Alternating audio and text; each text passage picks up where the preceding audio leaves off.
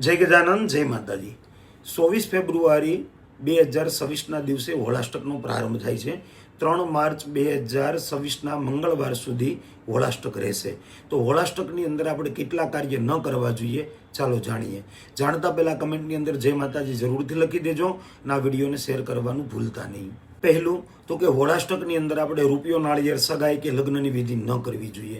નવા મકાનની અંદર આપણે ગૃહ પ્રવેશ ન કરવો જોઈએ કે નવા મકાનની આપણે ખરીદી પણ ન કરવી જોઈએ કે ખાતમુહૂર્ત પણ આપણે ન કરવું જોઈએ। નવો કોઈ પણ મોટો ધંધો કે વ્યવસાય આપણે શરૂ ન કરવો જોઈએ। નવા વાહનની પણ આપણે ખરીદી ન કરવી જોઈએ।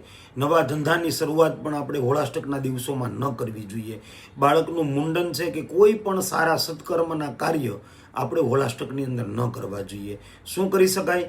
ભગવાનનું નામ સ્મરણ, જપ તપ, દુર્ગા સપ્તશતીનો પાઠ, હનુમાન ચાલીસાના પાઠ, શિવ પૂજા, દાન પુણ્ય, સેવા કાર્ય રોજિંદા જીવનની અંદર આપણે જેટલું પણ વધારે પરમાર્થ કરી શકીએ એટલું આ 8 દિવસ આપણે કરવું જોઈએ, જેના કારણે ભગવાનની વિશેષ કૃપા આપણને પ્રાપ્ત થાય। જય ગજાનંદ, જય માતાજી।